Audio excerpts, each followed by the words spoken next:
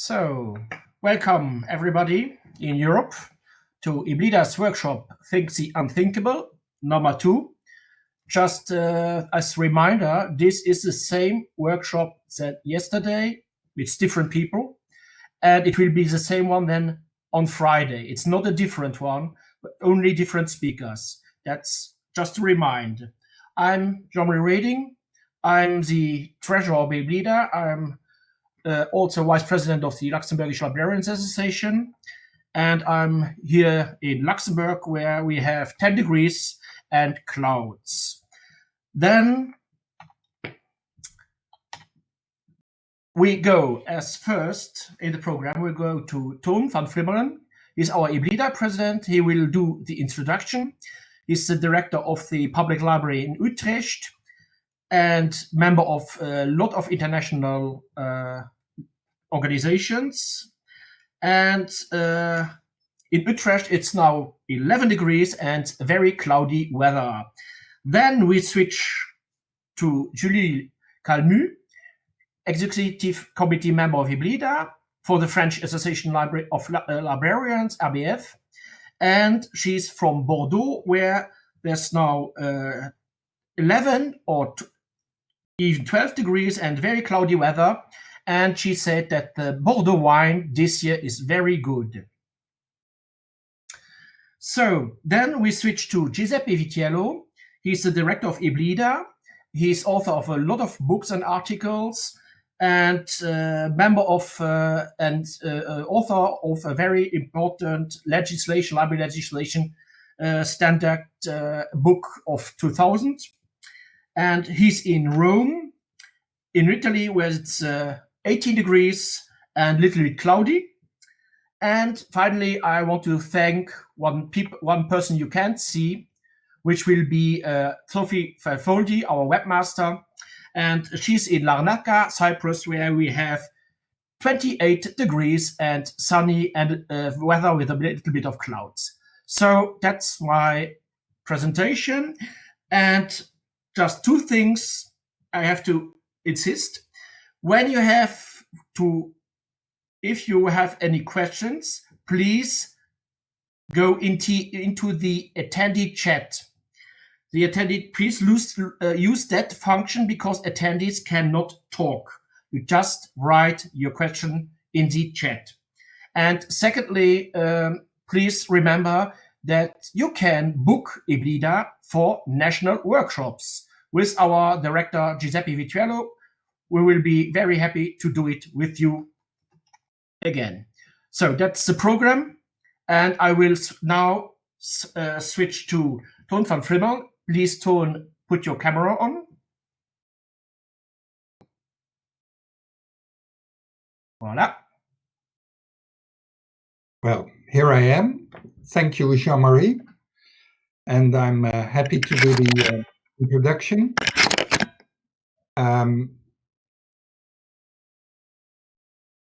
So I like to welcome everyone also on my part. It's special times and well, I hope everyone is okay and all the beloved ones you have and your staff are not hit by COVID. I'm really happy that you are here. Starting with a reflection that I think the libraries in Europe deserve a big compliment because we have seen that libraries have shown a great creativity and with great flexibility reacted to the COVID crisis. And well, as EBLIDA, we did an early report on how libraries were doing this. We gave an overview that fits in our role that we want to be a platform in Europe for exchange among the libraries. But I think, as I said, there should be a big compliment on what has been done. And of course, that is because librarians have this wonderful and great passion to keep on delivering their services to the community. Also, we have seen that while this crisis was there, it was impossible to have meetings in the libraries.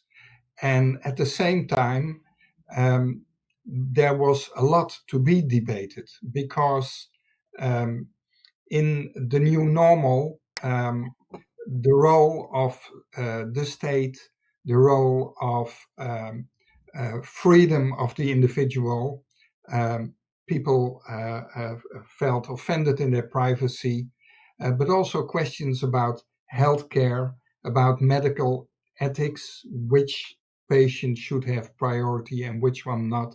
All these kind of questions would have been wonderful for libraries to discuss in the library with the community and support the conversation in the community. And we couldn't do that. We were thrown back, you could say, to book circulation.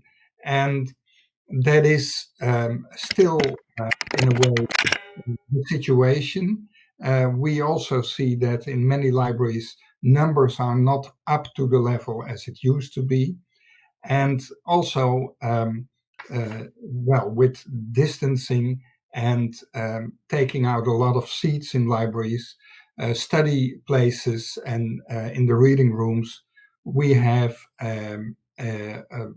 still limitations. And these won't be over yet because COVID is still on its way. In many countries, numbers are going up, and we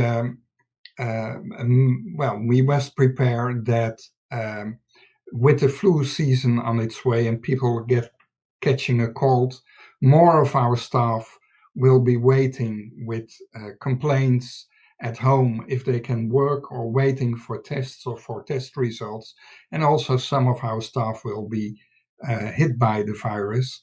So libraries are at risk that they have to bring down their services again. And we will follow what is happening in the different countries and inform you what we see and what the developments are. We informed you already quite often on regular basis with our newsletter, and also we had special editions of the newsletter.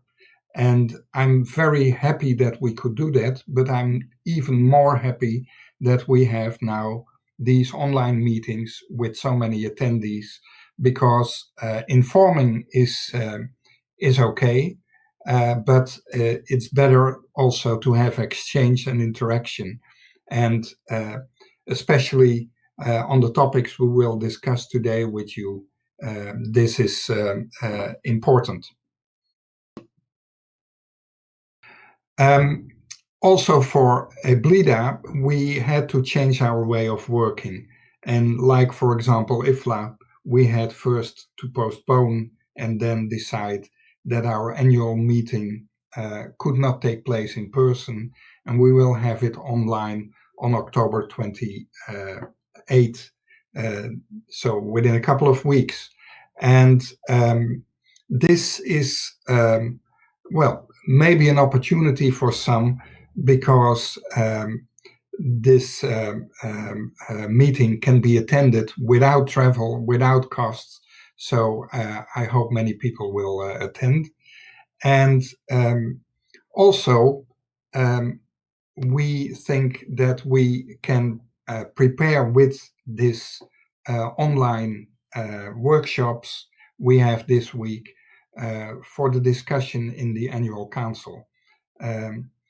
Because it would be a challenge in an annual council to have a debate based on Zoom or Teams or whatever you use. But with these workshops, with a more limited number, we can interact more.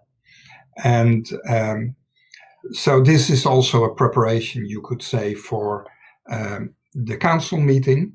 At the same time, the EC, the Executive Committee, you see here on the picture, as a result of the COVID crisis and going digital, we now interact more than we did before, because we now meet online on almost a monthly basis.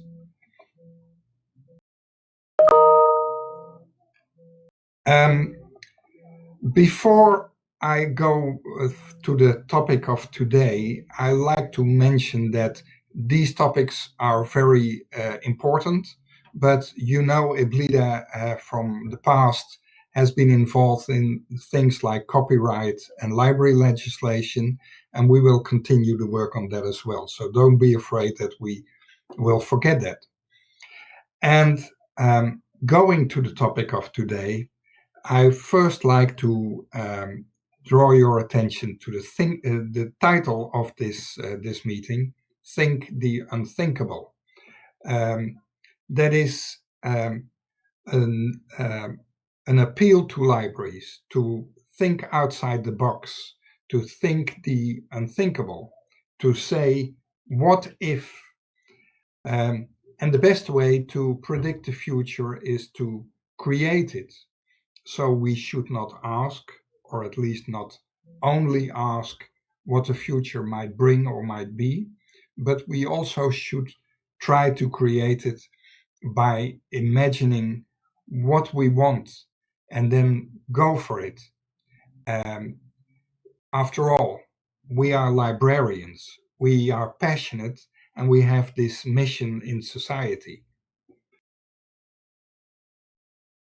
I earlier mentioned that libraries were and are still very creative in dealing with the COVID crisis.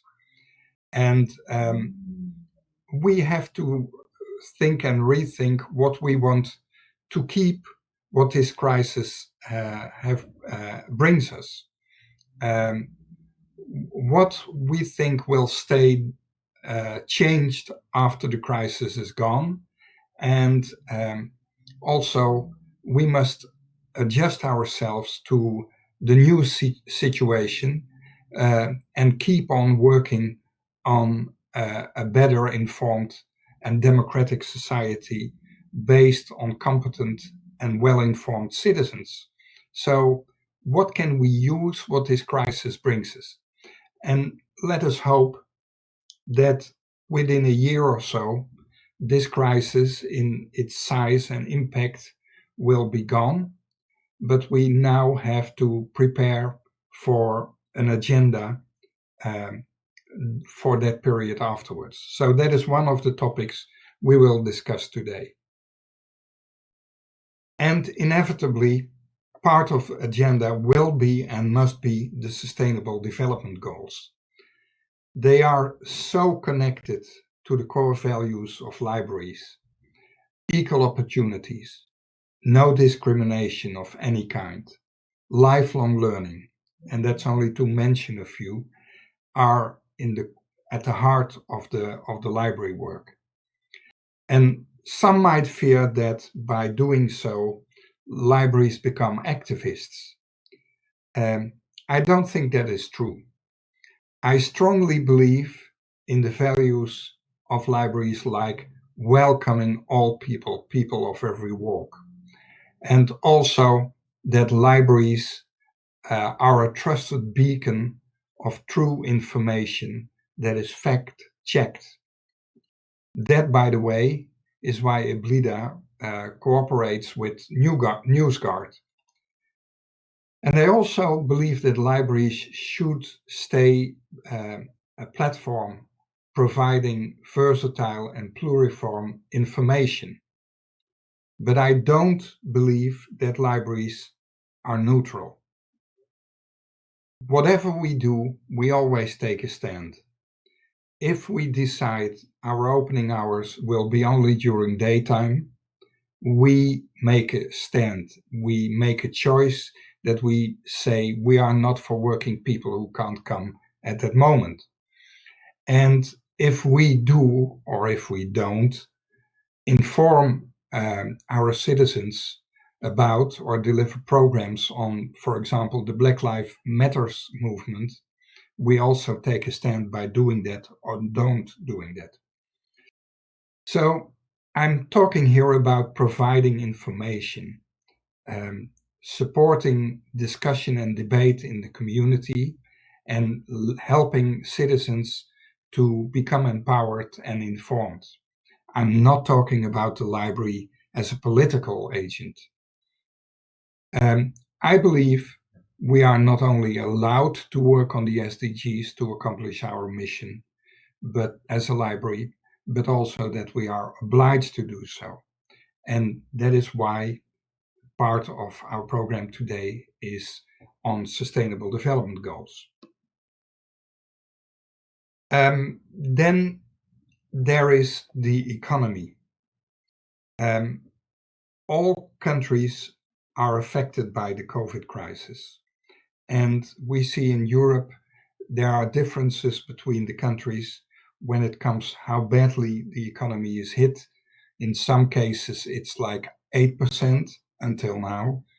And in some other countries, it's 13% or even more. So many libraries fear that in the years to come, there will be a new period of budget cuts. And of course, we need to prepare for that. And we need to think how we can show what value libraries produce in society. So politicians wouldn't even think about cutting the budgets of the libraries.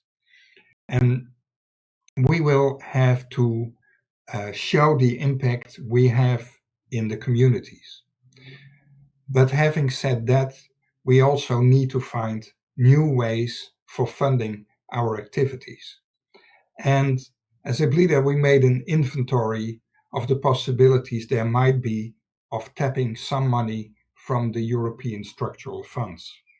And that's another point on the agenda of today.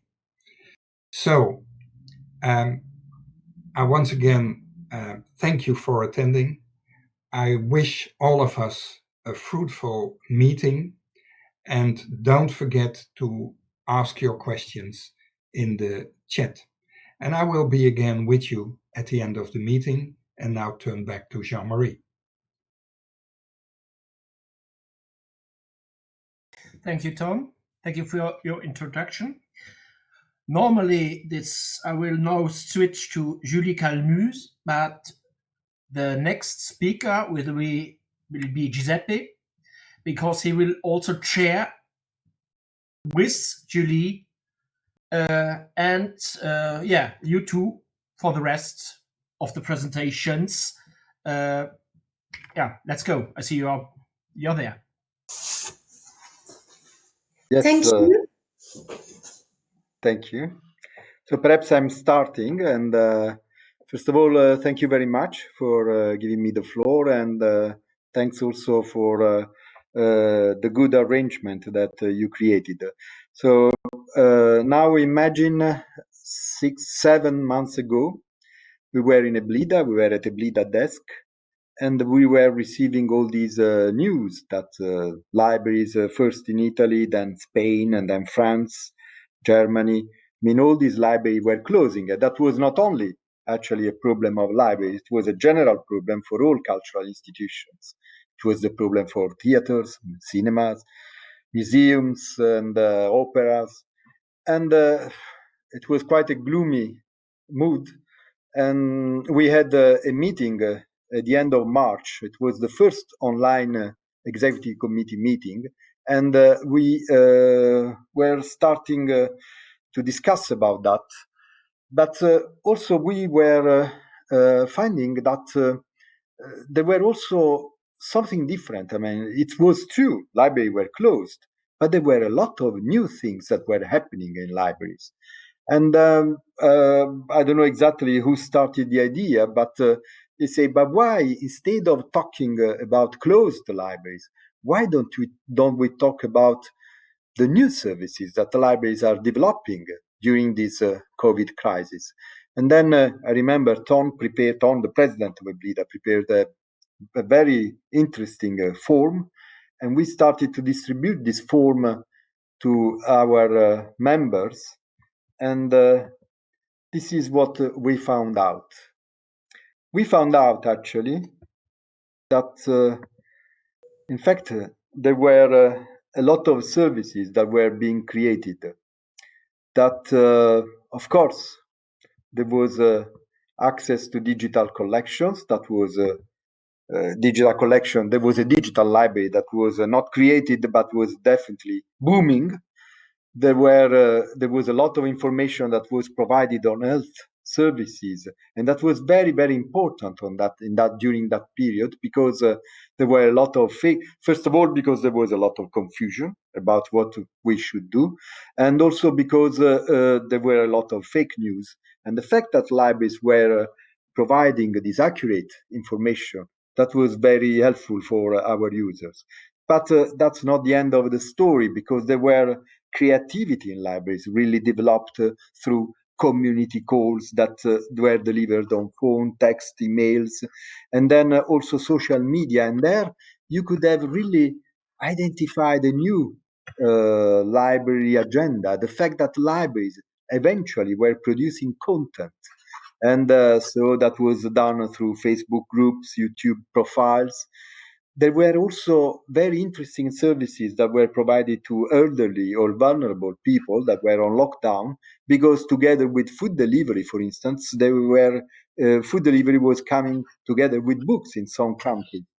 Without speaking of this, when I heard the first time, really, I was not. I thought it was a fake news, but then I realized that it was truth. I mean, there were libraries that were starting producing face masks for healthcare workers through 3D printers.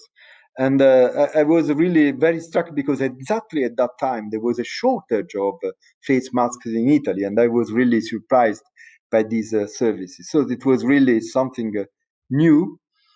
And what is interesting is also what kind of library that was developed. You see, we are used as librarians, we are used to think that a library is a library is a library. I mean, it's nothing. I mean, people visit the library. So we have a very internal concept of libraries. But in fact, when you see the library from an external perspective, there are actually services that are different one from the other. There is definitely a service that is provided to external communities, to people who are in difficulty. This is what I would call the socially inclusive side of the library. Then, of course, there are the traditional library. There is the traditional services. You go to the library and read a book, yes? And then, of course, there is also the digital library. And we've seen how this is not something accessory, but it can become, during these times, the central service of the library.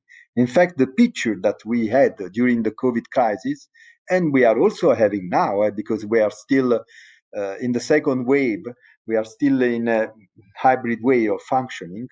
The social services are still on. The services, the usual services of the library are working, but in a minimal way. And of course, the digital library is still continuing to work in a very, very effective way. So it's a new library that we see. And I would say, I mean, we had this map of of Europe, and we published 4 issues of four special issues of our EBLIDA newsletter. All this information was collected in a report, and you find all reports actually in the section publications of the EBLIDA website. And I would I would like to categorize a little bit these services. I would say that almost all libraries in Europe, and when I say libraries, I do not mean the individual libraries. It was also the business of library associations. Library association played a very, very important role during this COVID crisis, because first of all, almost all of them, or in collaboration with national libraries, for instance, they published guidelines on library reopening, and these were really essential for librarians, because everybody was in a very confused state, was very confused, and we didn't know actually what to do exactly. So guidelines were published, we as EBLIDA, we didn't publish guidelines, but we collected all these best practices and are included into this report. And these guidelines are still working now. Then the fact that almost in all countries, we saw that there were COVID-19 related health information. So this accurate information and this is really the mission of the libraries. It was very much in the core mission of the libraries.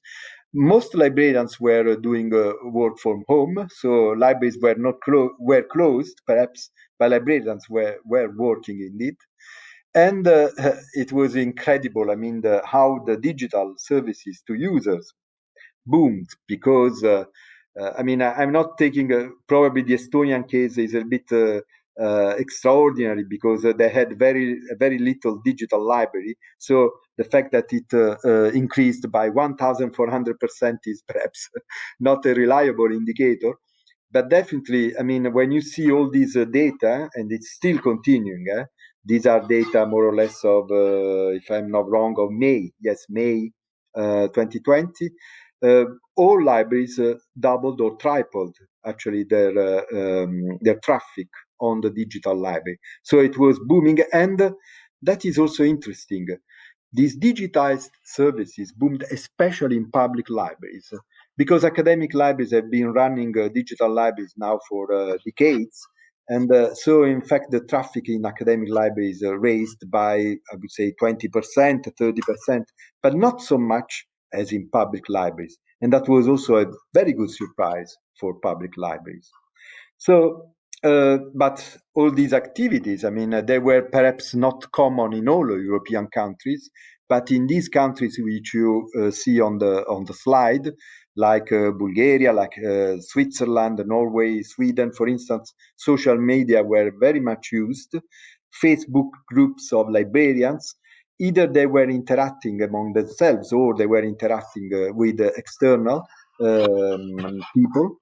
Then there were these social services that was very special also for some countries, but the fact that you could reach elderly people by phone, you could enlarge, the range of services provided by the social library. That was also very, very interesting. And of course, this extraordinary service already was very amazed when I heard about that, face masks produced for healthcare workers. And now the question I would like to ask you, it is the question that I would like to ask Julie, who is coming, and we have prepared, let's say, this answer, this arrangement.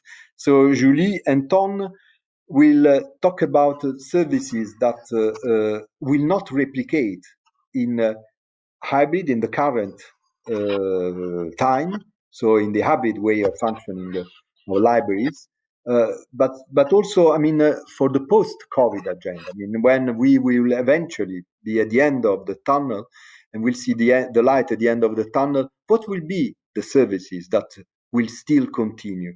Probably, and we hope so, there won't be the provision of face masks for healthcare workers, but probably services like content creation or like advanced social services for the elderly, and of course, the digital library will continue. These are all SDG-oriented library projects. You will see that they are listed in the report, and really each of these developments are ideas for drafting projects, and there are also ideas that can be funded through European structural funds. So these are tips, these are suggestions, but I would like now to ask Ton and Julie to talk about the socially inclusive library and the digital library in the Netherlands and France. And of course, I will open the floor, and I will ask also all participants to participate in the discussion and to provide us with information related to their countries. So perhaps Julie, if you wish to come first. Here she comes, I think. Here she is. Thank you, Julie. Thank you, Giuseppe. Yes, so what happened in France, and what did we develop? What are we going to maintain, or what did we drop after the service we had to develop in emergency? So first, what happened in France during COVID? So here, the Prime Minister decided to close every library, such as museums, theaters, every place of culture, or every places you could go, like in many countries, since March 14th.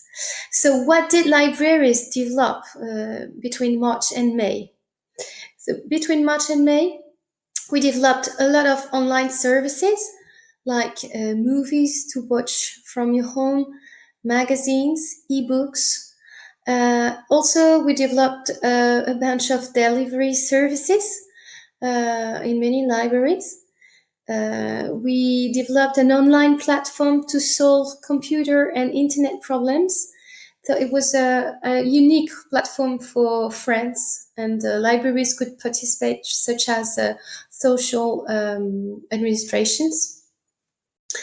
And also, we get massively involved in Makers project to build a face mask by 3D printers. So, in the same time, what did our French Association for Librarians? So it was very interesting also because they launched a hotline for librarians that has difficulties to process all this legal and normal aspects of the lockdown.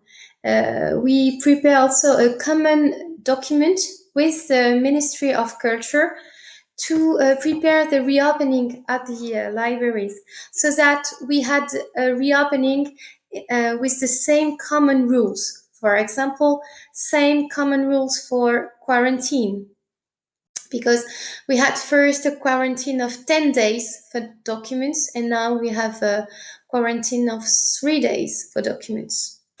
Common rules also for organizing our public spaces.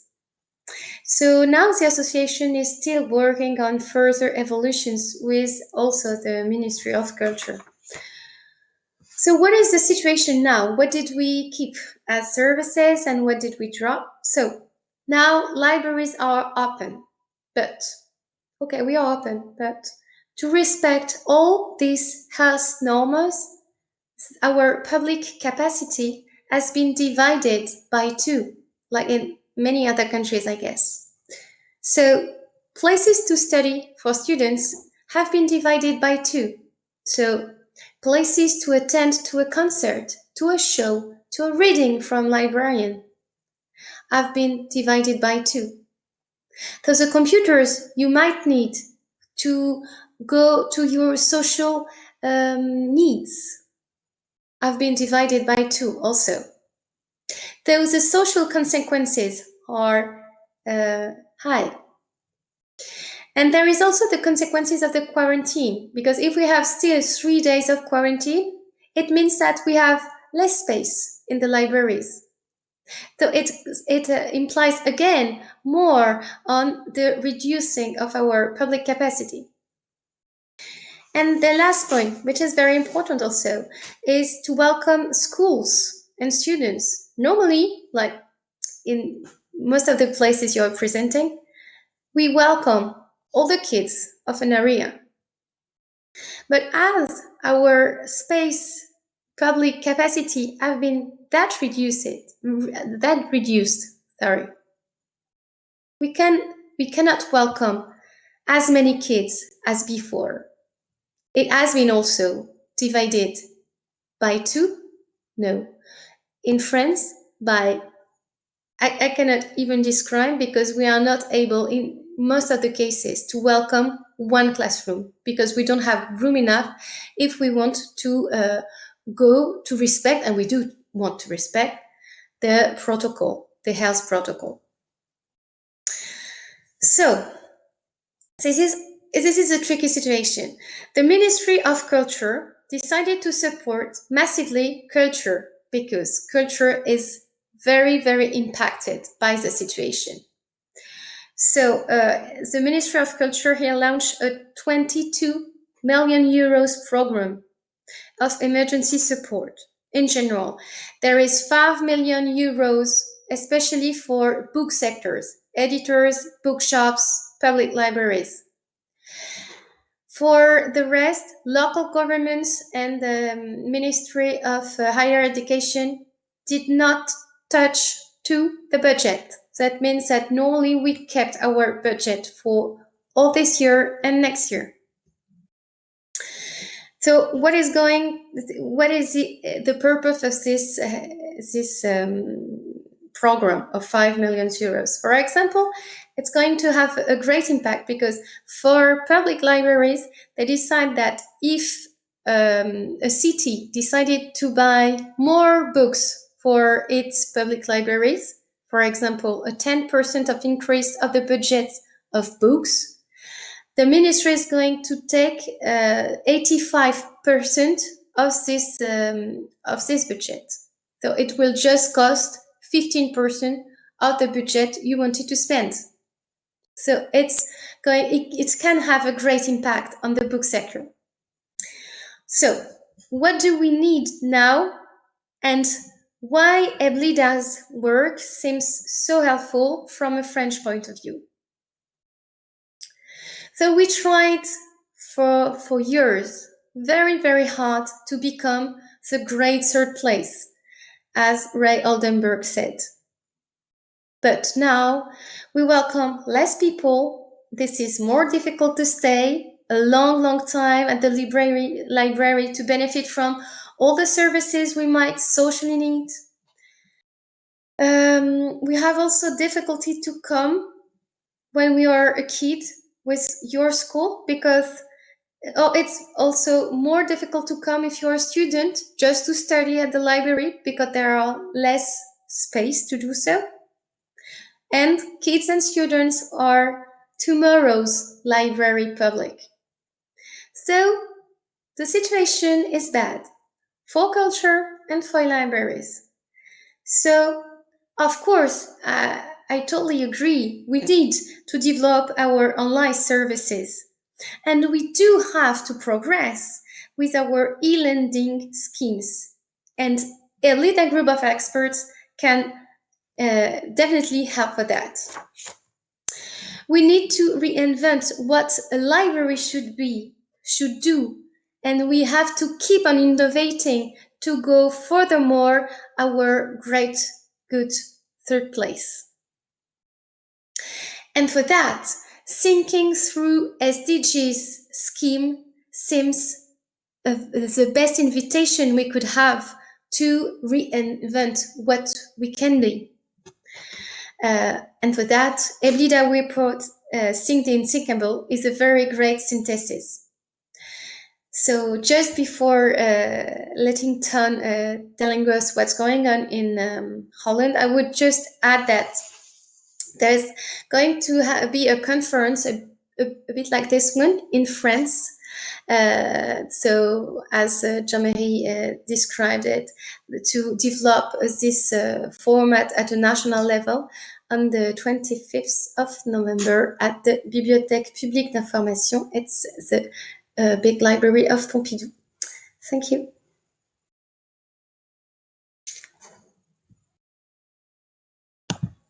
Well, thank you, Julie. I like to have a look in the future based on what we learned from this crisis. And I think the most important what we saw during this crisis is that although the virus doesn't discriminate between people, is that not every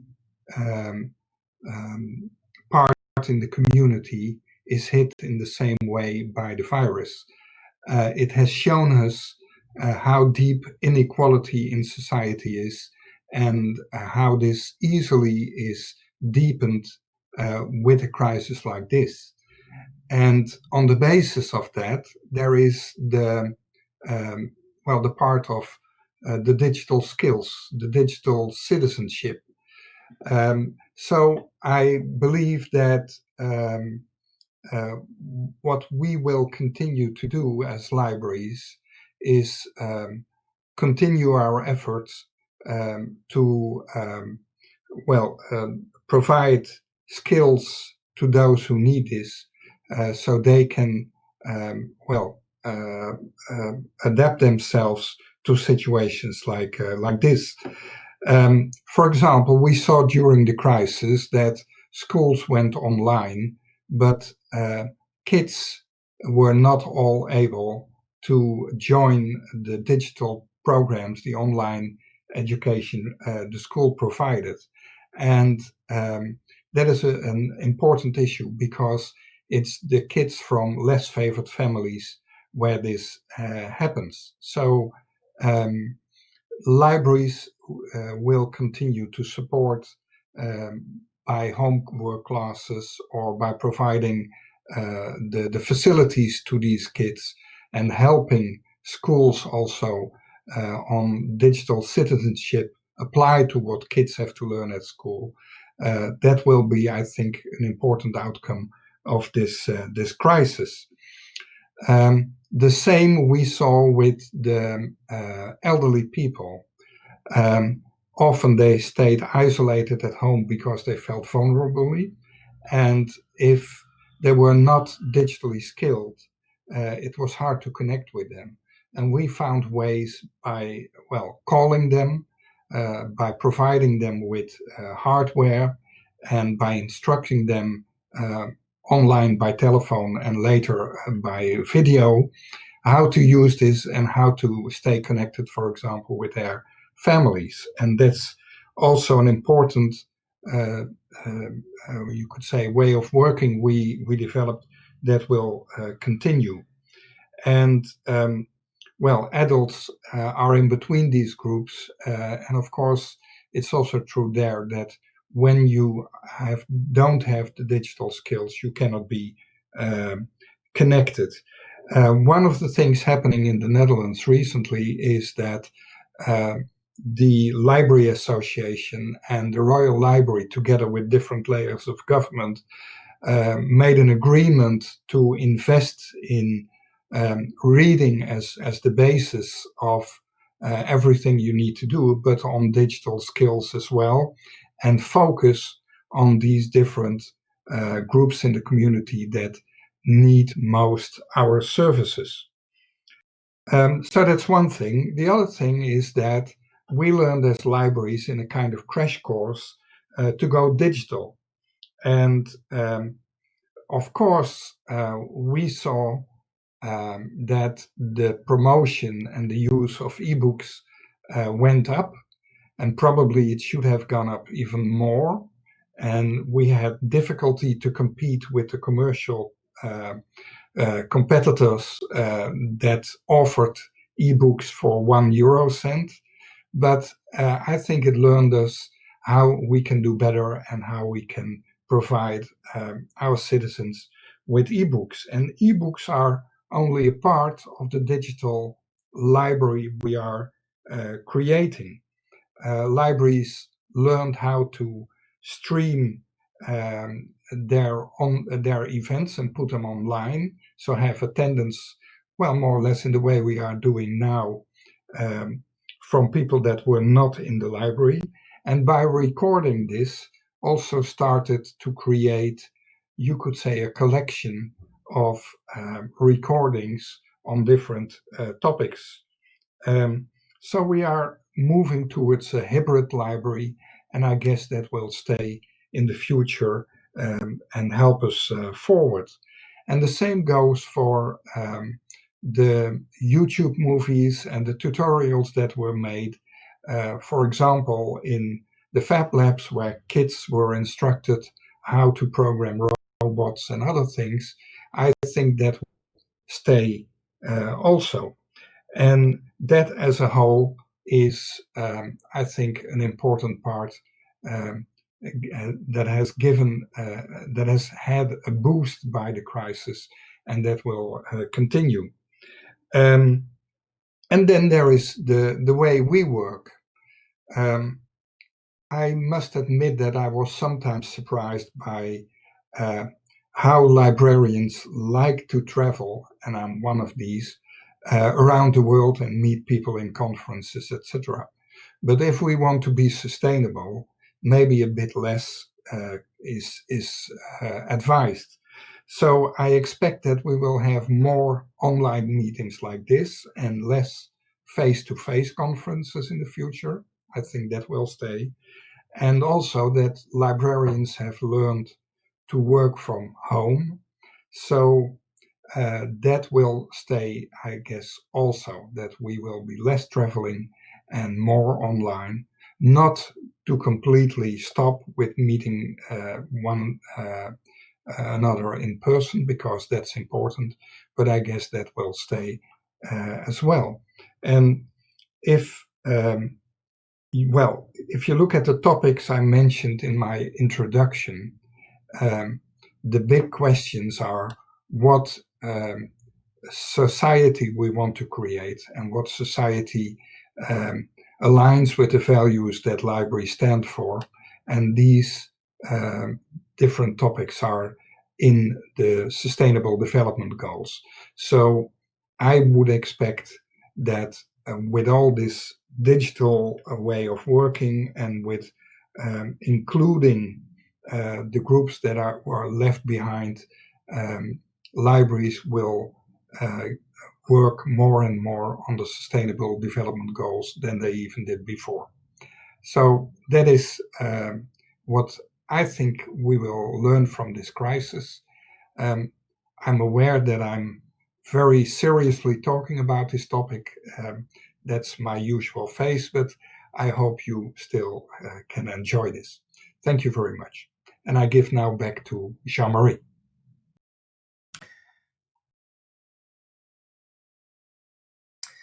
Thank you. So now, are there any questions to Julie, to Ton, or to Giuseppe? If you want, please write into the attendee chat.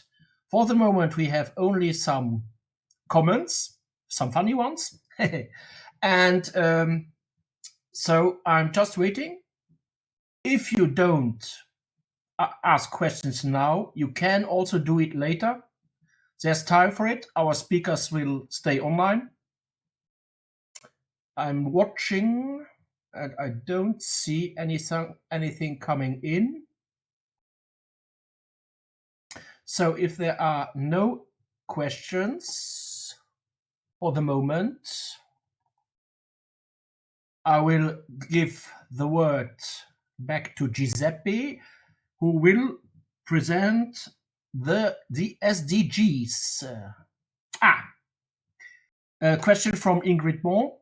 Yes, there will the PowerPoint be published? Yes, they will. Yes, everything will be published. So, other question? No, not so far. Okay, so I asked Giuseppe to turn on his camera. And Giuseppe is there. So Giuseppe, go on, please. Thank you. Yes, thank you. And I take the question asked by Ingrid, and just to tell her that in the section publications, you have also four versions of the Think the Unthinkable report. There is the long version, and the long version can be used, let's say, for reference purposes. If you want to quote it, please refer always to the long version. Then there is a short version. So the long version is like 70 pages. Then there is a short version of some 25, 28 pages, which is used very often for advocacy purposes. And because if you want to meet a city councilor or a minister, then it's better to go with something they can have time perhaps to read at least the cover. Then you have also a summary table. And I would insist on the summary table because our seminars are most of the time are in fact have a practical aim. And the practical aim is exactly to inspire projects that can be presented within the structural funds. So a real concrete objective. And when you draft a project, you can always pick up statements, sentences from reports. And this is why we have published a third version, which is a summary table then. And finally, we have an infographic, only 2 pages. And this is because, I mean, for advocacy, when you meet, and that happened, like, for instance, last week, I met a city councillor, and she was actually very interested by this very short information, but clear, that would say, this is the SDG, this is the specific budgetary line, and this is the flagship project. We'll talk about that later. When we deal with the structural funds contribution, which I will present later on.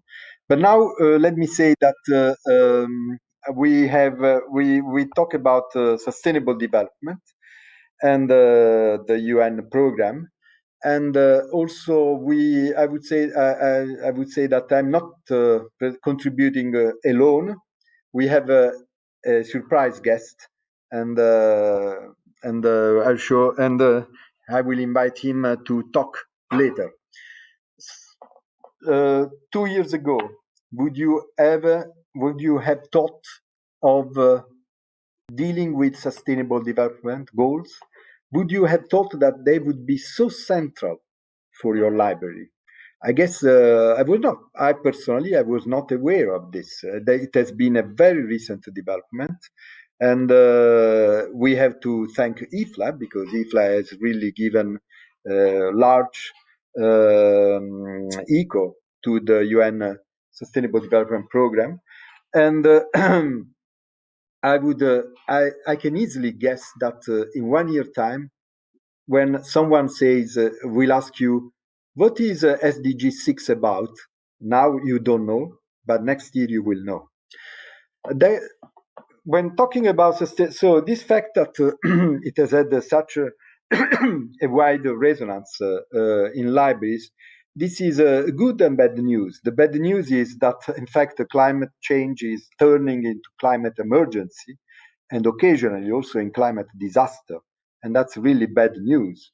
The good news is that people are revolting, people are protesting, and in fact, the voice of not only of Greta Thunberg, this voice is going up, and the UN, and thanks, of course, to the United Nations program too. And as you have seen in recent time, and that was also an unexpected turn, I must say, I would have never believed that this could happen 1 year ago. That was an expected turn also for the European Commission, for the European Union. Now, sustainability is really the core mission of the European Union, and all programs have been reoriented, and the new work program, and also the new, of course, structural funds program, everything has been reoriented. So this is now central in the agenda of all governments. There are governments that are more advanced, governments that are less advanced, but this is now on the agenda. That's important. And this is important, of course, also for library. So this is the good news. But talking about UN SDGs, what is the background of SDGs? And I'm very pleased now to introduce our surprise guest, who will talk online. And we have asked Ambassador Stefano Stefanile to talk about United Nations Sustainable Development Program, to explain to us what is the background.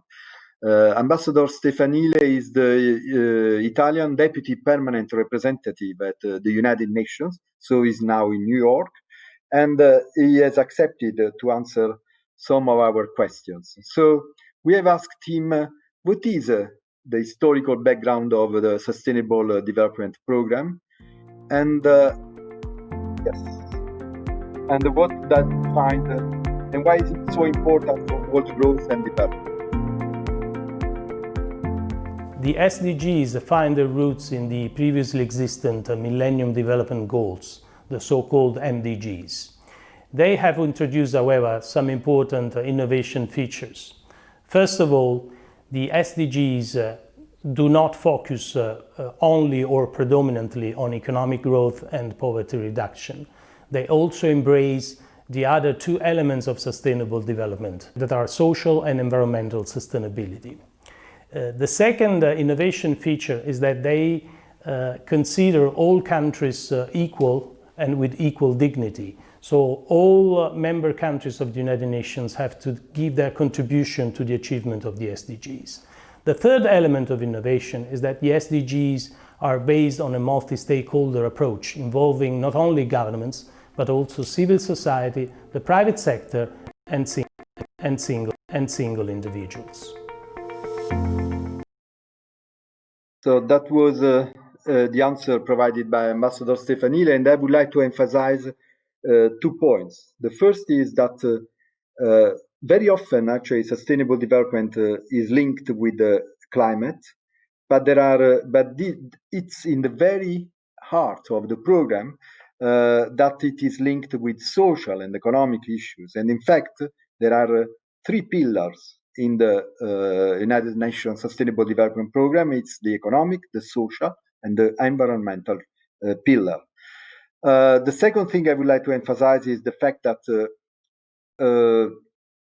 in the program, it's not only for states, but it's also for the civil society, and this is an important development. The United Nations, before I was joking, and I was saying, and now you answer what is SDG 6, and I'm not sure that many of you will answer, but it's also a very complex program. 17 goals, 169 targets, and 232 indicators. So sometimes librarians feel a little bit intimidated by this program. And we have asked again Ambassador Stefanile to answer. And this is what he answered us.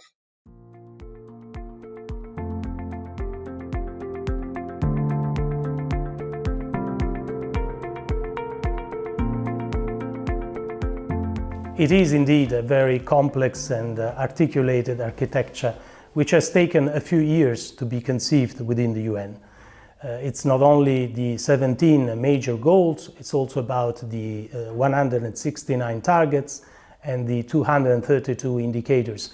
It's very well conceived, very well structured, and basically it maps out all that is needed for humankind to achieve sustainable development. And it's not only about the contents of the agenda, it's also about the process of monitoring the implementation of the agenda. When the agenda was adopted, a new body was created, the High-Level Political Forum, and it was entrusted with the function of monitoring the implementation of the single 17 Sustainable Development Goals.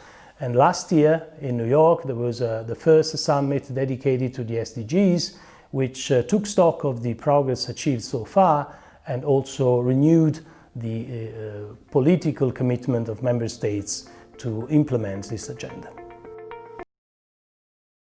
So, Ambassador Stefanile has explained why indicators are so important and what this structure implies.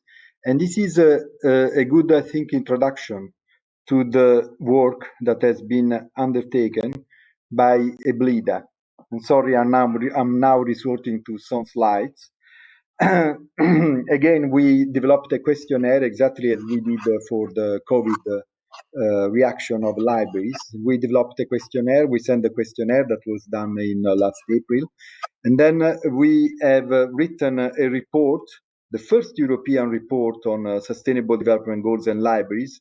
And I would like to remember that the Unthinkable report is an aggregation of all those reports, the COVID report, the first European report on SDGs, and the structural funds and libraries.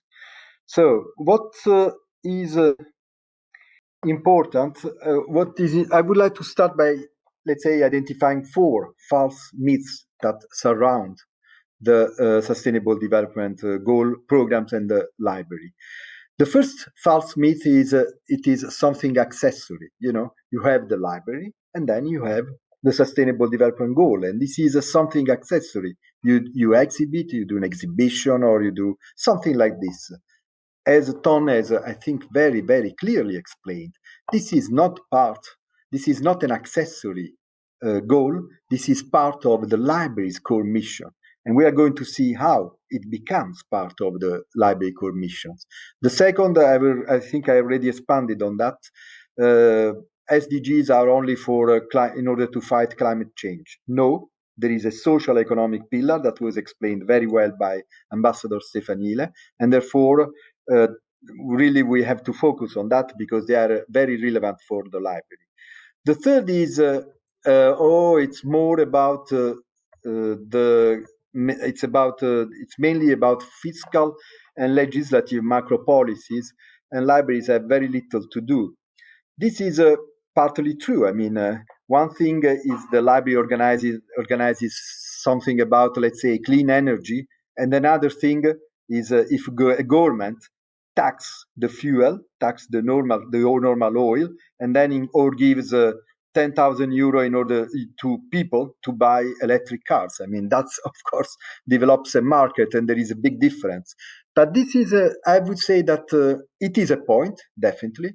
But it is a point only if libraries treat sustainable development as a project or as a story and not as a policy. Imagine if not one library, but if all libraries deal with SDGs.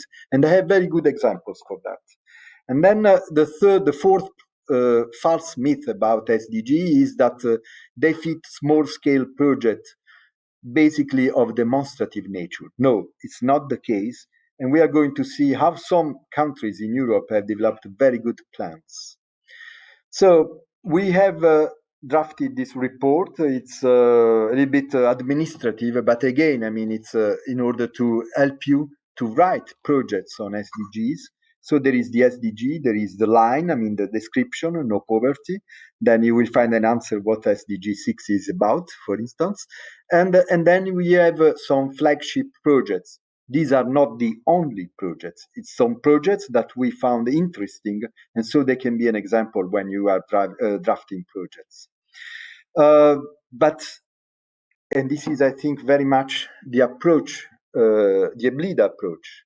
We want to go beyond the stories. We know that libraries are very good at, if you go to the IFLA, for instance, if at the IFLA conference, I think last year, I think, some 100 something stories that were told.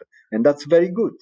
But we have to go one step further, and we have to make these stories, we had to make a policy out of these stories. And this has happened. This has happened in Latvia, for instance, where the SDGs in libraries have now become an institutional policy.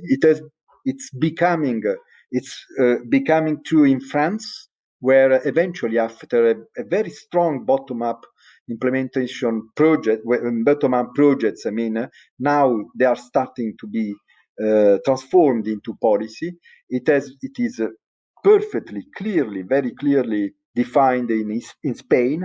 And yesterday we had what I would say a magistral lecture made by the Spanish president of the Library Association, where they have focused, Spanish libraries have focused on several SDGs, and they are really building up a massive strategy on that. It is also the case in Netherlands and Denmark, because, and that's also very interesting, it's more focused or more linked with a metropolitan strategy. It's the development of cities. And this is very much into I would say, the cultural tradition of the Netherlands and Denmark. And of course, it's also the case for EBLIDA, because we have refocused all our programs and also our strategic plan according to the Sustainable Development Goals.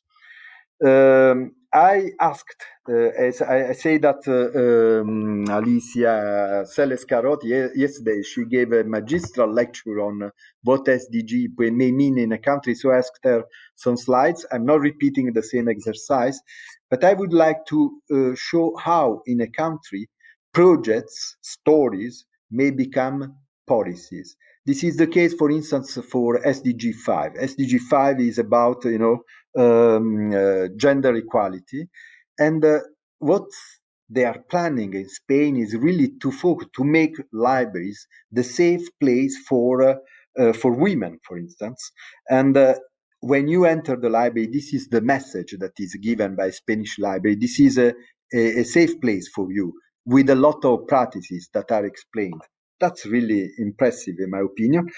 Also, another case, it's very interesting. Many people say, oh, okay, that's very good. I mean, yes, I can understand why SDG 4, which deals with education, is important is relevant for libraries. But what about 13, 14, SDG 15, which are all about water life or climate or something like the ecosystems? That's, first of all, you can develop projects. And in the report, you will find several projects, mainly citizen science project. This is really a tip I would like to give you.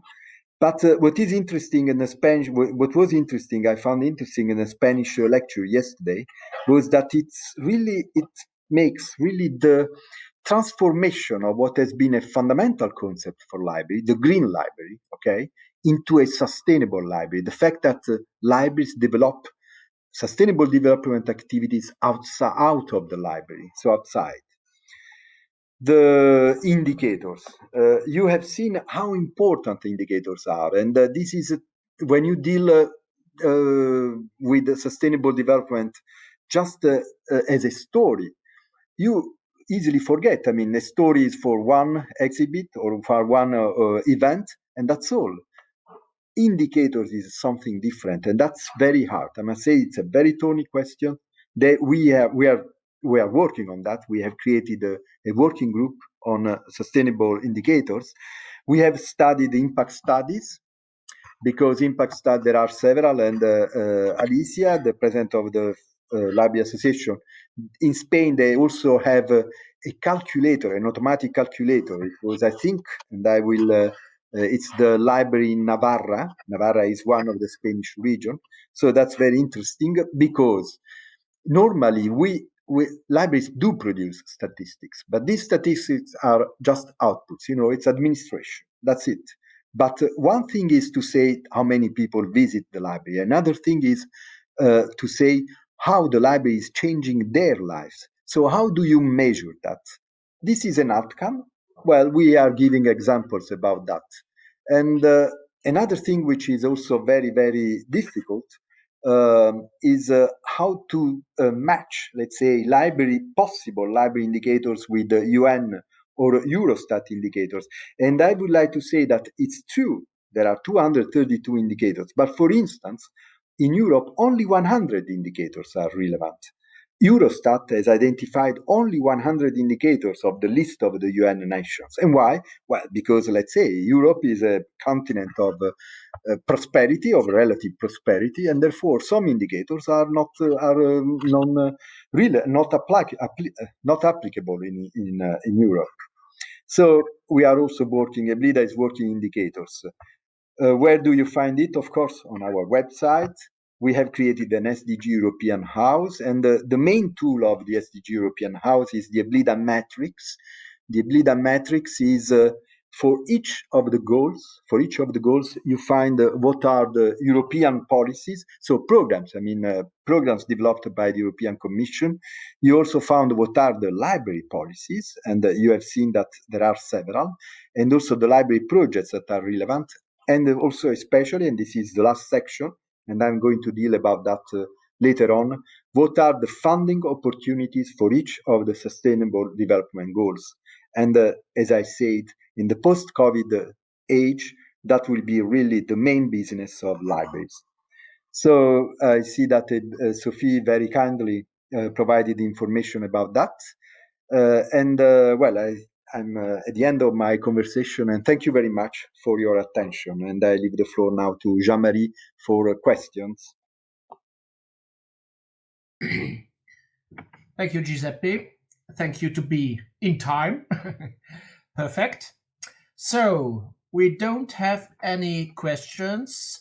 I see one comment, and Giuseppe already mentioned it. Of course, IFLA has also a very good toolkit about SDGs. And, well, I can just say that EBLIDA and IFLA, we will continue to work together, because we are working together since the beginning of IFLA, of EBLIDA, pardon. So, are there any questions, please use the attendee chat.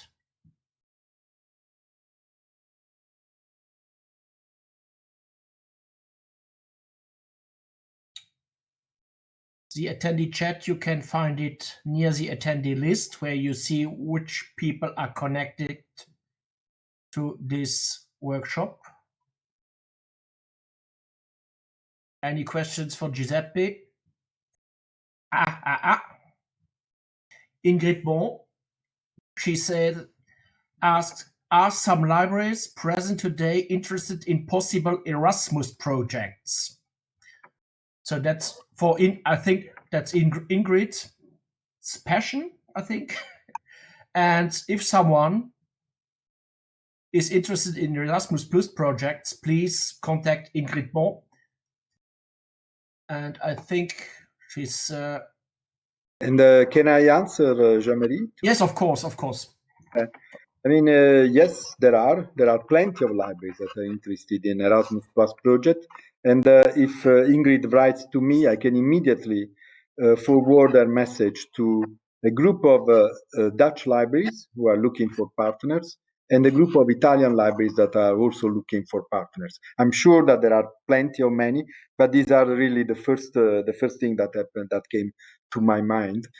And also, perhaps I would like also to say something, just because I forgot, but there is a very interesting message that Ambassador Stefanile left us. And sorry, I was if I'm not too late, Jean-Marie, if you allow me, I would like really to have Ambassador Stefanile close the conversation on SDGs, if you allow me, Jean-Marie, to come back. Go ahead. Thank you very much. And sorry, in fact, I forgot, I must say, very frankly. So this is the message that he is leaving to EBLIDA.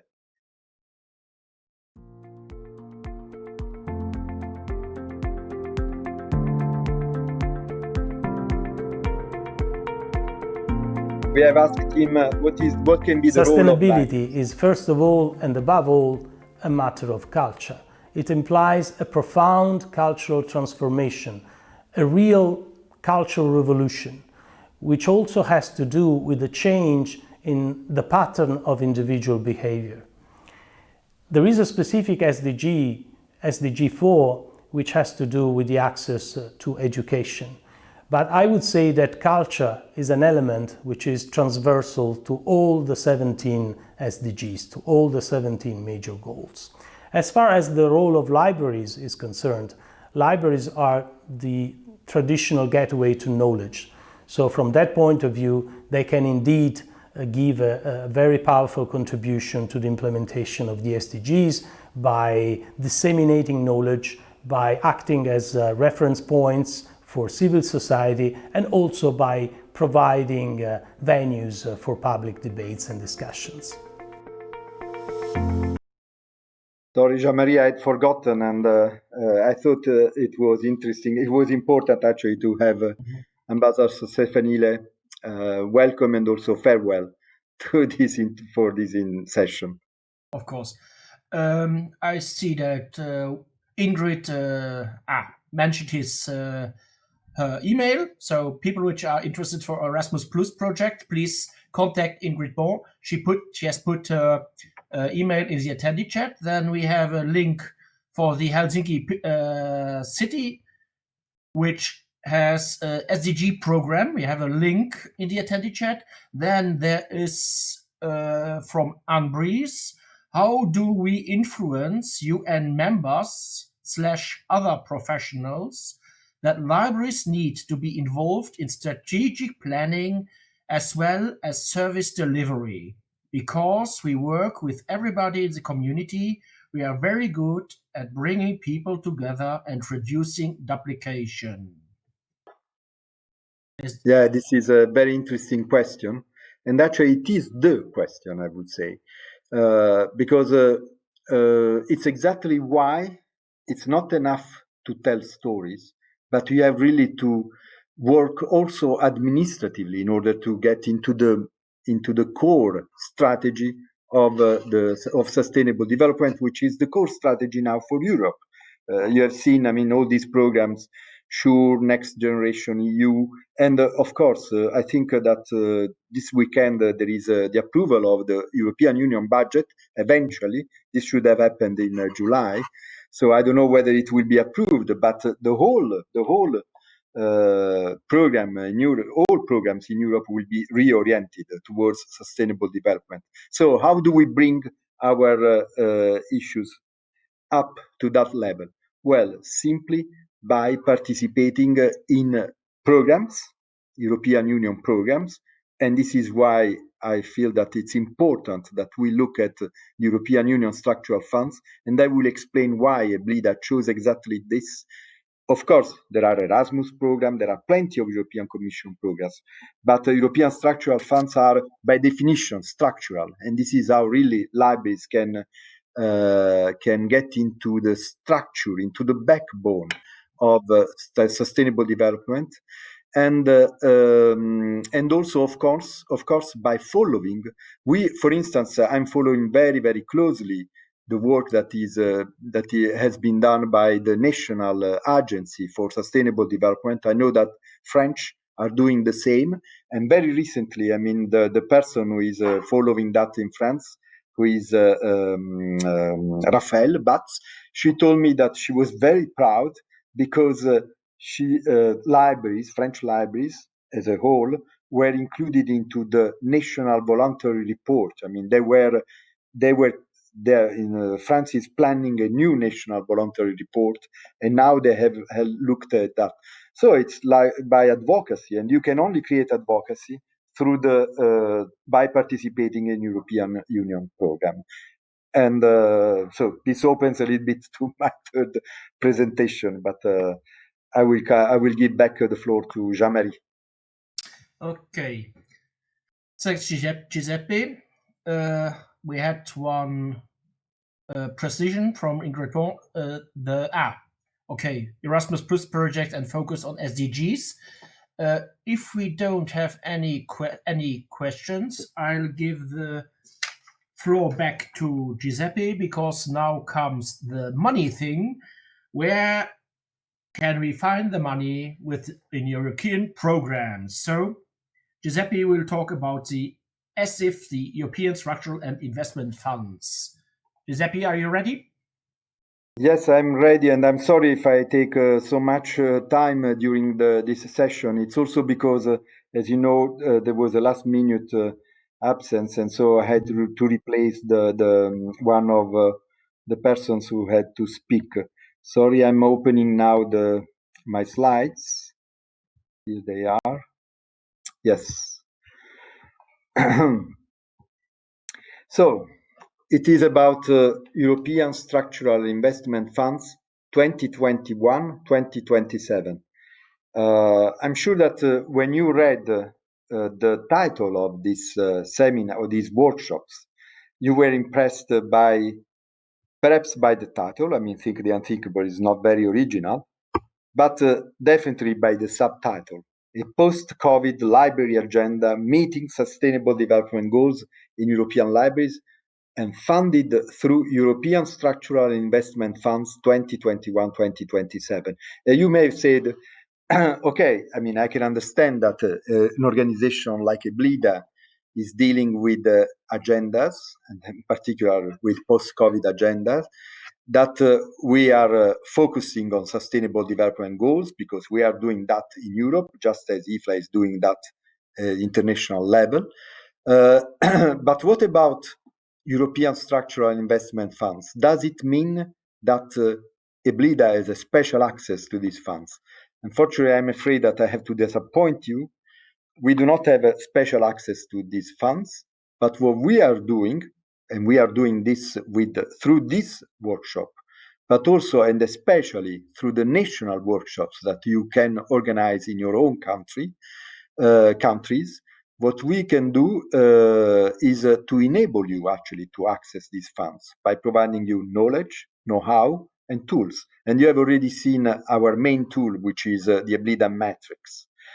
The European structural investment funds conjure up an idea of hard infrastructure, and that's certainly true. I mean, if you look at the funds, I mean, when you think of structural funds, you are thinking of hard infrastructure, of hard money, first of all, a lot of money, which is invested in railway corridors, in highways, in train stations, in broadband infrastructure. So really, I mean, complex things that are quite far, I would say, from libraries. Or perhaps they are close to, I mean, if you want to build a library, perhaps someone could think, but not definitely if you want to develop a service. That would be the very first idea that that may come into your mind. Well, if you are thinking so, you are really going into the wrong direction, because the managers of the structural funds, and I'm saying both the manager at the national level, at local level, and also especially at the European Union level, they started to think that beyond the infrastructure, actually, there are human beings. And if you want to use this infrastructure in a way where there is a return on the investment that you have to make, you have to create opportunities for people. You have to create services. You have to encourage circulation of ideas, or circulation of persons. And just remember that we are not talking about a slim portion of the European Union budget. We are talking about 2/3 of the European Union budget. So we're talking about a huge amount of money.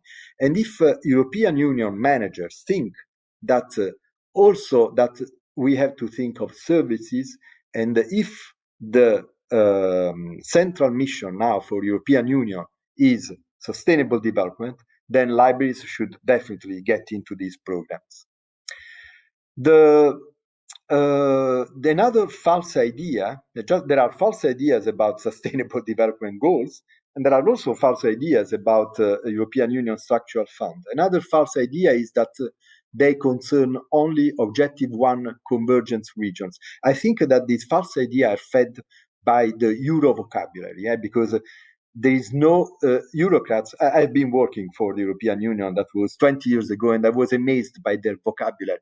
It's perhaps it's also the frustration of Euro functionaries, that they want to do more and they create words, new words, and therefore they have created this word. One of these words was the convergence regions, which is a very easy concept, actually. Regions that are lagging behind, they have to comply with European Union standards, and therefore they converge towards higher standards. And for this, they need money. It's true. I mean, this is also true, because that was the case, let's say, for Spain, Greece, and Portugal when they joined the European Union in the last quarter of last century. It has been the case for Eastern European countries when they joined the European Union in May 2004. But it's not true for the whole of the structural funds. In fact, first of all, just imagine that there is a need for all countries now to reconvert, including we tend to think, that the Nordic countries, Sweden, Finland, Norway. Norway is not part of the European Union, but they participate, for instance, in the structural funds, because these funds are open also to neighboring countries, so practically all EBLIDA members.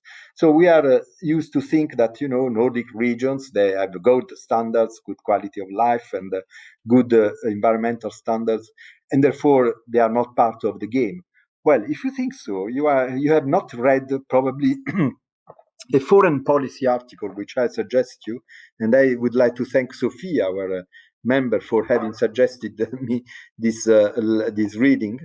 It's true. I mean, Nordic countries are first in the world rank of countries that are supporting sustainable development. But when you turn now to the standards, they are also the biggest consumers of energy, and therefore the biggest, in a way, polluter. Even if they have good practices, they are the first polluters, just like the United States and many other countries. And therefore, these programs are really for everybody. As Ambassador Stefanile has maintained, these programs have to change the quality of life. This is about cultural change, and this is why we came in.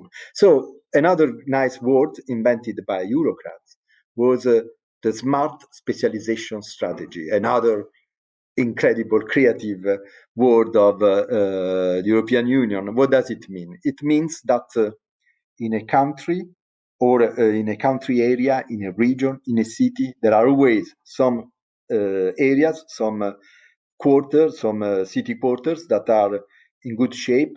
And there is then very often the periphery of the city, which is in a bad shape. There are some country areas that are featured by industrial decline. So there are all these kind of social developments. And there you may find the libraries that are acting. There you may find the social inclusive library, the social library. And this smart specialization strategy, that means very simply that you have to have a very good focus on the investment you want to make in this area. And if a library wants to participate, wants to be smart and specialized and strategic, then they have to know what is the main focus in these country areas, and they have to participate in the development. So that's how Euro vocabulary is made easy. I find that there is as I said, I find that there is a great place for libraries in the structural funds, because as we have seen right at the beginning, there were, you remember this slide with 3 tires? The social library, the social inclusive library, the library as a library, the physical library, let's say, and the digital library. Well, if you think that a library is not a traditional library, but a library also helps the community, then you have services to citizens, lifelong learning, research, innovation, promotion of an active citizenry for a democratic and sustainable society. And of course, you have the digital library. All these are possible SDG-oriented projects. And this is why SDGs are not accessory for a library, accessory objectives. They are really part of the core mission of the library.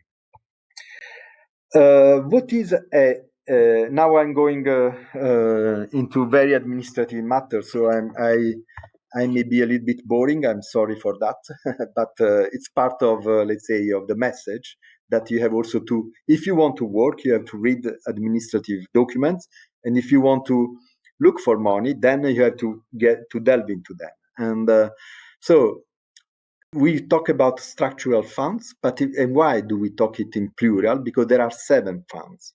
But I would say that the 2 relevant funds for European libraries are 2. The European Regional Development Fund, which deals with smart growth, green economy, connectivity, social issue, local development.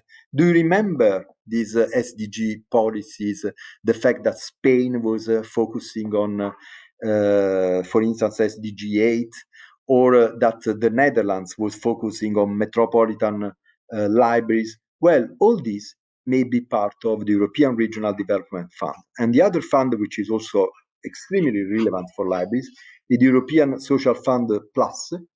This is the main financial instrument to fight unemployment in Europe, okay? So, for instance, and it's going to be even more important in starting from 2021 to 2027. Why? Because many of autonomous programs of the European Commission are now merging into this fund. And for instance, even the fund for aid to the most deprived. I mentioned this because I know that Ton is our president. He applied, he filed an application like 2-3 years ago, and they got funds, and then they started to deal with the European Commission rules, and they were a little bit frustrated. Now they will be dealing with the Dutch rules. I don't know whether Dutch rules are more complicated than European Union rules, but at least I'm sure that for Ton they are more familiar. The 5 general objectives of the structural funds are a smarter Europe, so innovation, digitization. You see, all words that are very familiar to libraries. A greener carbon-free Europe, it is the Paris Agreement. You know that the Paris Agreement was very much encouraged by the European Union. So very obviously, it's the core of the European Union mission. A more connected Europe, that's for strategic transport, digital networks, big operators, not really for libraries, but a more social Europe. It's the very first time that the European pillar of social rights is implemented.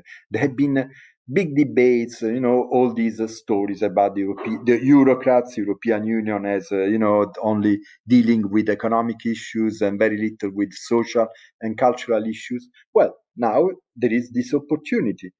And then a Europe closer to citizens. If you think that a library is a place for well-informed society, then this is definitely an objective that you are going to follow.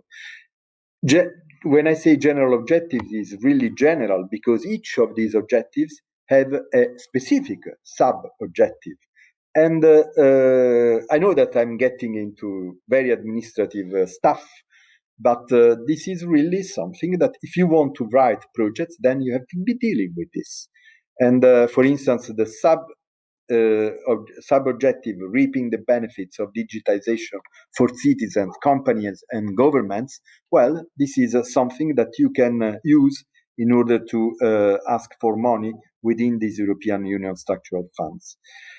What about our tools? As I think I've already shown it in a previous slide, but in our tools, in the summary tables, for instance, at the very end, but also in the also at the end of the the Unthinkable report, and also in other reports, you find that we have structured our tools in such a way that you have a specific European Union structural objective. You have the related, the SDG that is matching this objective, and then you have a flagship project. This is it's not the only project, but this is a project that can give you an example on, it can be replicated or adjusted to your own country. This is objective number 5, and you have seen, I just want to come back, you have seen that the SDGs, it goes, there are several SDGs, but here there are different SDGs. And this is exactly what Ambassador Stefanile was saying, that yes, there is SDG 4, but libraries can cover practically all UN SDGs. And now let's be very practical. Now we are getting even more into the administration.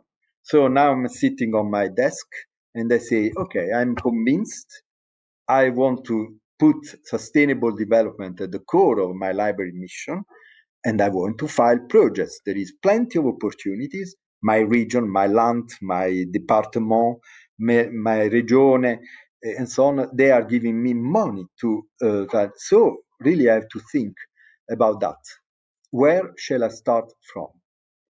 The very first thing I would suggest is to look at the authorities that are managing the funds. Because, the European Union structural funds, and again, I repeat, we are talking about the 2/3 of the European Union budget. The authorities, they are, the structural funds have a very particular mechanism.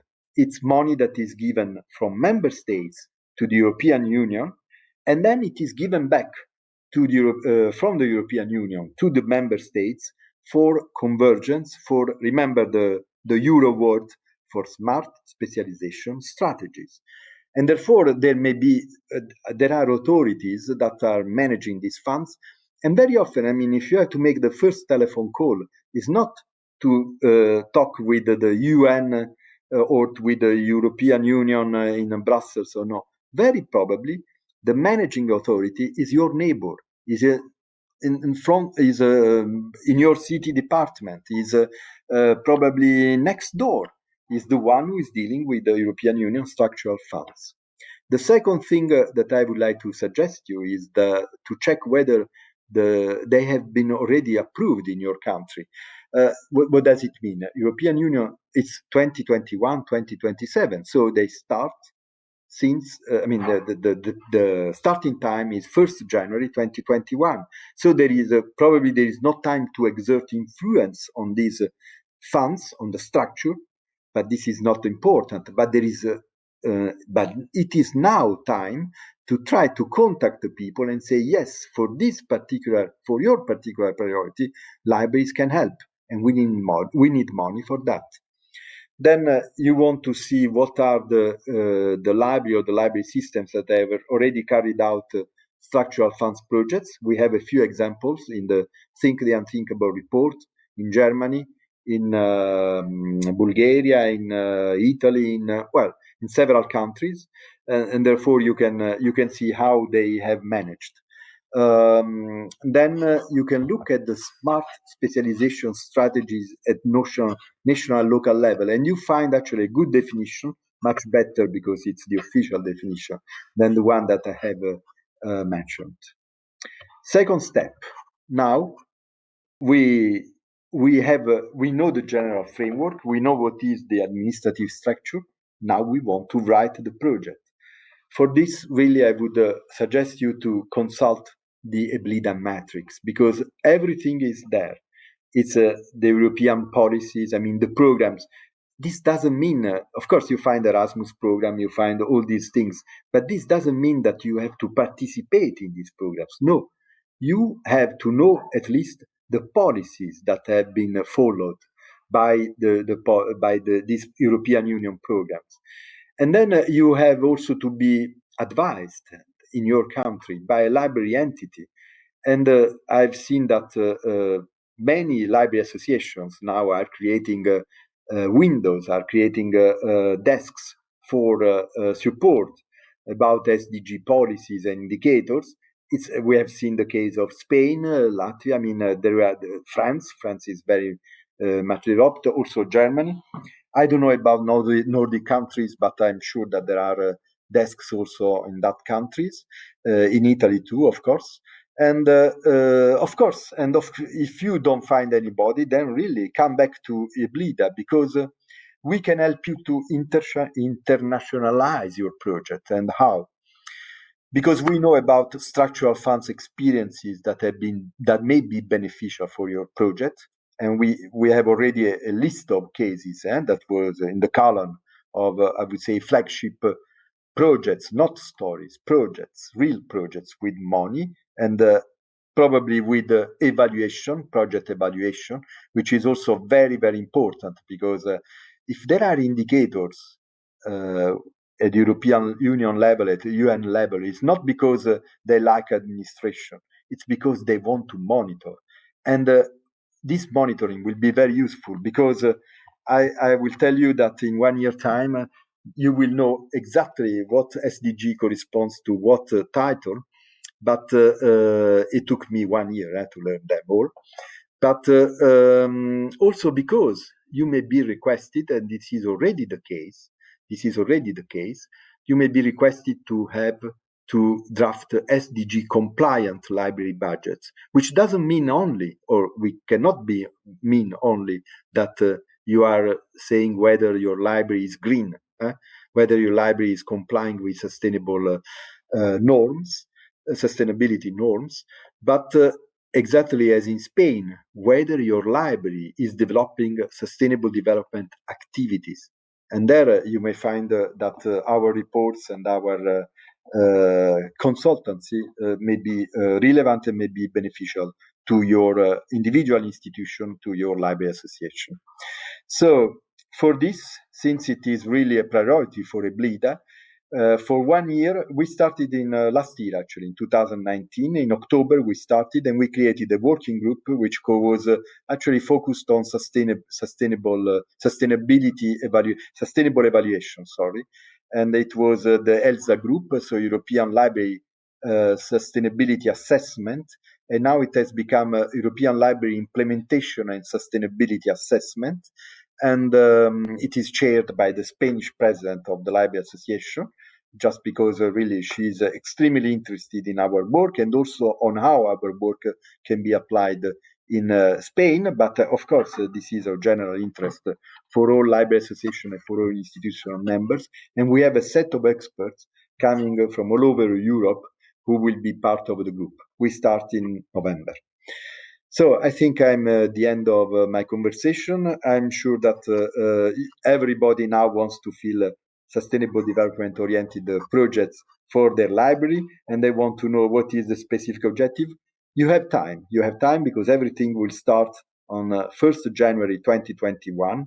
So you have time to think, to discuss, to debate, and to participate in our seminar, and especially, and this is my final recommendation, to organize national workshops in your own country. We may be following different things.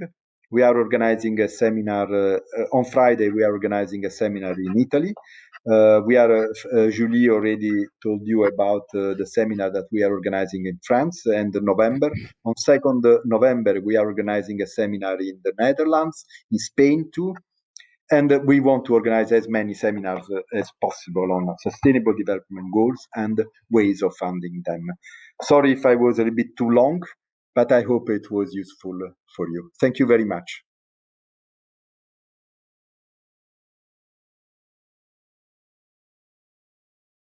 Thank you, Giuseppe. So, do you have any questions? Thank you. I see Sophie also mentioned our link again. And if you have questions about booking our director, if you want him, you can also question him here. So, everything was clear.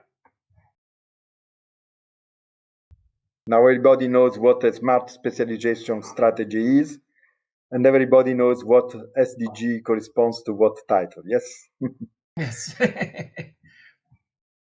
And remember also, you are a EBLIDA member, you have access to our services. So if you have questions, you can also mail or telephone to our director. He's there for you. You have an email, contact email now in the attendee chat. If you have any questions to our director, please feel free to tell. And if you don't like to chat, take the email and write your questions in your email, and our director is ready to reply to you. So I don't see any questions coming in. No. So I'm normally give the word to our president, Ton van Flimmern. Voila. Camera on, please. And there he is for the conclusions. Thank you. Go ahead. Okay. Well, thank you, Jean-Marie. Well, first of all, I like to thank everyone who has been with us the whole time for their endurance and their patience, because I'm aware that we distributed a lot of information, and well, I think it will be more or less the same for most of us, that this type of online presentations shouldn't last too long. So we come to an end, and then we hope you harvest the fruits of what was presented. And I won't, in this wrap up, won't go back to every single detail that was presented, but well, we learned that in libraries there have been very different but positive and creative ways in dealing with the crisis. That if we look to the future, there is the aspect that libraries will continue even more on in their social role in the community, that role is supported and affected by more technology, you can say, more the digital library. And also we learned that it is important, like it was in France, where the government put a lot of money aside, or in the Netherlands, where there is a treaty by different layers of government to engage the government in what you are doing. Well, SDGs at the core of the library business, it is mentioned already quite a few times. And I was happy to learn from Giuseppe that in Europe we are lucky because we only have to deal with 100 of the SDG sub-goals. Now, that's a piece of cake for us, I guess. The importance of measuring the impact of what we do and measuring the impact of how we work on these SDGs can't be stressed enough, because we need that in our advocacy towards our governments. Well, for organizing this and paying for this, Giuseppe presented two major funding streams, the regional development funds and the social funds.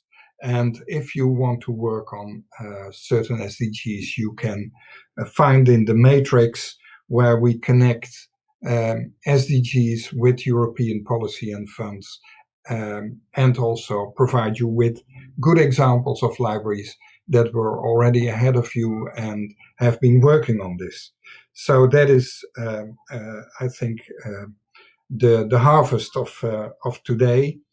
And I must mention that, well, 2 days ago I spoke with Lara Walters, who is a member of the European Parliament on behalf of the Netherlands, and she's also in the Budget Control Committee. And I confronted her with that many libraries think that European funding is an administrative burden, and they are a bit afraid of that. And of course, she couldn't take that away. But she mentioned that the most important, the budget discussion now for the European Union is connected to democratic values, that the spending of the European budget can only be there in countries that support democracy. And I think that at least is good news for us as libraries. The title of this online meeting was Think the Unthinkable. It's good that we think, it's good that we make plans, but it's also true that, well, the old saying, even if you are on the right track, you will get run over if you just keep sitting there. So it's not only think the unthinkable, but we have to do that. And we can do that because we are libraries. We support our communities. Thank you very much for your attention. If you have questions, you can ask them also later on our website. Sophie will put the link online, and I hope you enjoy a pleasant day. And we will get back to you to ask you what you've been doing with the results of this workshop. We hope to collect a lot of positive examples in the years to come on what is happening in European libraries on SDGs. So thank you very much, and once more, have a nice day.